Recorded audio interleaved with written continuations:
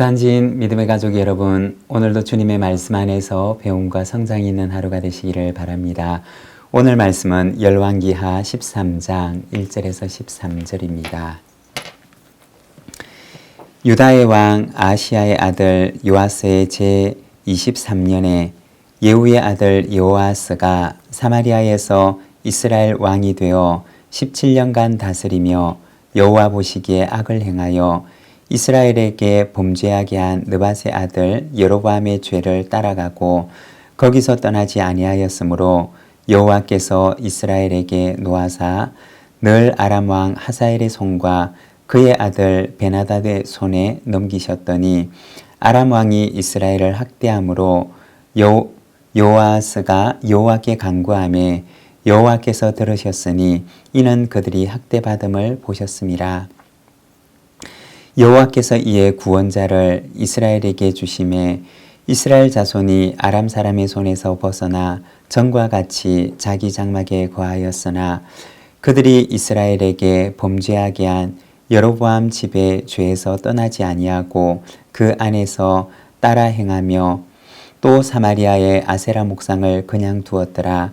아람 왕이 여호아스의 백성을 멸절하여 타작마당에 티끌같이 되게 하고 마병 50명과 병거 10대와 보병 10,000명 외에는 여호아스에게 남겨두지 아니하였더라. 여호아스의 남은 사적과 행한 모든 일과 그의 업적은 이스라엘 왕 역대지략에 기록되지 아니하였느냐. 여호아스가 그의 조상들과 함께 잠에 사마리아에 장사되고 그 아들 요아스가 대신하여 왕이 되니라.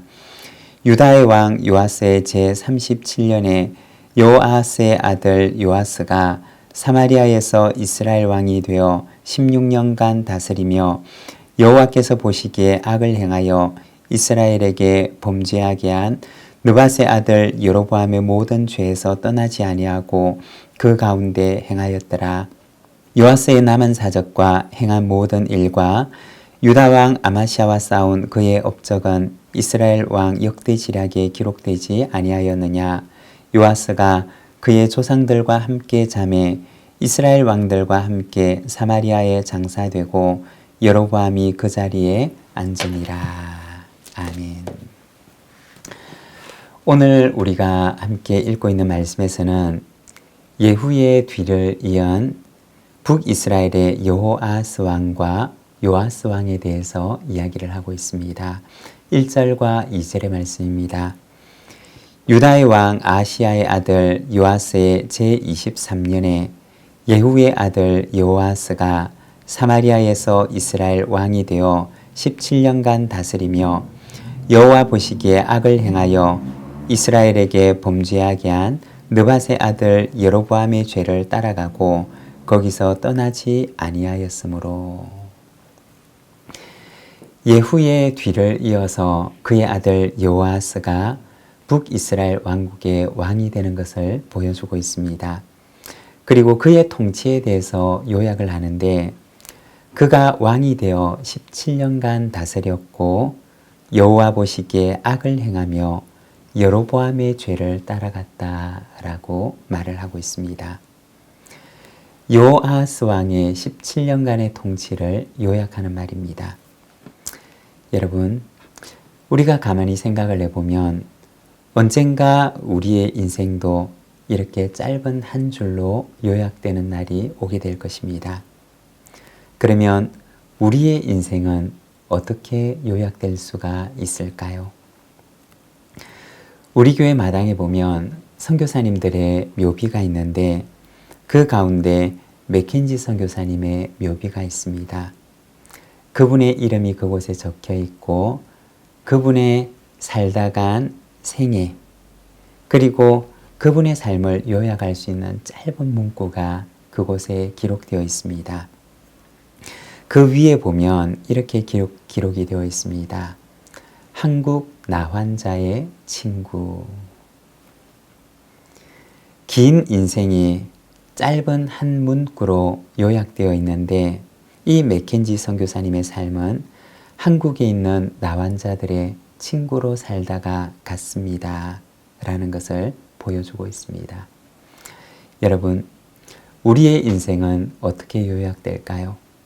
그리고 하나님 앞에서 우리의 이름은 어떻게 기억이 될까요?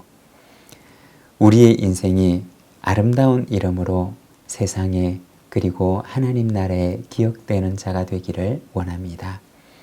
그리고 여기에 보면 요아스의 삶에 대해서 말하기를 그가 여로보암의 죄를 따라갔다라고 기록을 합니다. 여로보암이라고 하는 사람은 솔로몬 이후에 남왕국과 북왕국으로 분리가 될 때 북왕국의 왕이 되었던 사람이었습니다.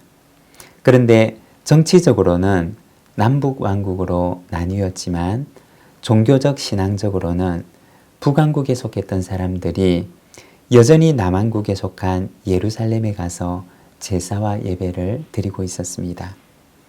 그래서 이 여로보암은 자기가 다스리고 있는 그 왕국의 최북단에 있는 단에다가 그리고 최남단에 있는 베델에다가 새로운 예배 처소를 만들고 금송아지 우상을 세워서 거기에서 예배와 제사를 하도록 했던 것입니다.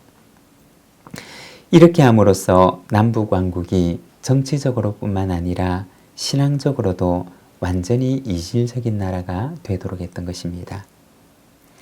지금 요아스 왕 때는 그 일이 있은 지 약 100년이나 시간이 지나간 시점이었습니다.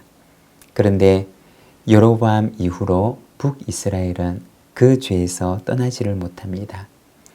시간이 흐르고 정권이 바뀌었지만 그러나 그 죄에서 떠날 수가 없는 이스라엘의 모습을 보여줍니다. 여러분, 죄가 한번 뿌리를 내리면 얼마나 그것을 뽑아내기가 힘든지 모릅니다. 행동이 오래되면 습관이 되고 또 습관이 오래되면 성품이 되고 성품이 오래되면 그 사람의 인격이 되고 그 사람의 존재가 됩니다. 데살로니가전서 5장 22절의 말씀을 보게 되면 악은 어떤 모양이라도 버리라고 말씀을 합니다. 여러분, 죄는 우리가 그 모양이라도 버려야 합니다. 죄가 우리의 삶에 뿌리 내리지 못하도록 말씀으로 날마다 자신을 거룩하게 정결하게 하는 저와 여러분의 삶이 되기를 바랍니다. 6절과 7절의 말씀입니다. 그들이 이스라엘에게 범죄하게 한 여로보암의 집에서 떠나지 아니하고 그 안에서 따라 행하며 또 사마리아에 아세라 목상을 그냥 두었더라. 아람 왕이 요아스의 백성을 멸절하여 타작마당에 티끌같이 되게 하고 마병 50명과 병거 10대와 보병 10,000명 외에는 요아스에게 남겨두지 아니하였더라. 여기에 보면 여로보암의 죄에서 떠나지 아니한 죄의 결과에 대해서 이야기를 합니다.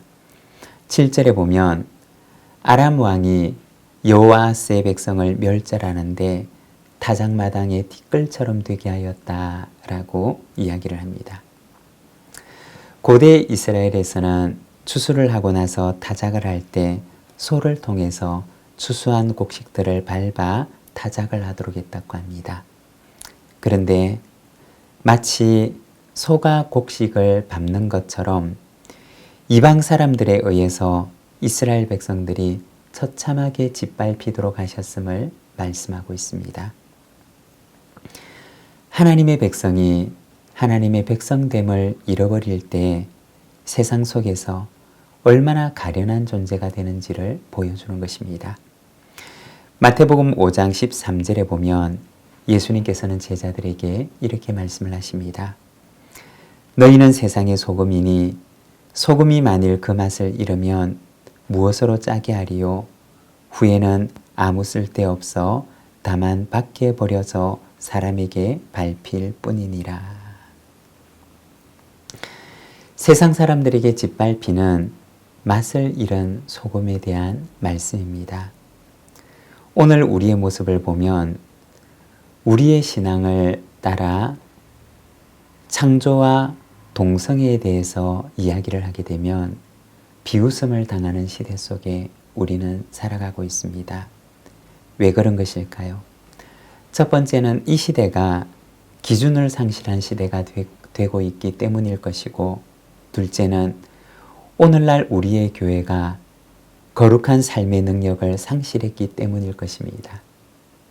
삶은 없고 말만 있는, 그래서 거룩한 삶의 능력은 없고 거룩한 모양만 남아 있어서 이 시대가 더 이상 교회 속에서 희망과 기준을 찾으려고 하지 않기 때문일 것입니다. 여러분, 세상의 회복은 교회의 회복에서 시작됩니다. 우리가 먼저 하나님의 백성됨을 회복하고 나아가서 세상을 회복케 하는 자가 될 수 있는 것입니다. 이 세상 속에 어둠을 밝히는 빛으로, 그리고 세상을 정결하게 하는 소금으로 쓰임을 받는 우리 한국교회와 저와 여러분들의 삶이 되시기를 바랍니다. 기도하겠습니다. 하나님 아버지, 은혜를 감사합니다. 오늘도 우리가 주님을 바라봅니다. 주님, 모양만 있고 거룩의 능력을 잃어버린 오늘 우리들의 모습을 바라봅니다. 주님, 우리를 긍휼히 여겨주시고 우리 안에 거룩의 능력을 회복할 수 있도록 인도하여 주시옵소서. 이 하루를 주께 의탁합니다. 오늘도 주님과 함께 동행하는 복된 하루가 되게 하여 주옵소서. 예수님의 이름으로 기도드립니다. 아멘.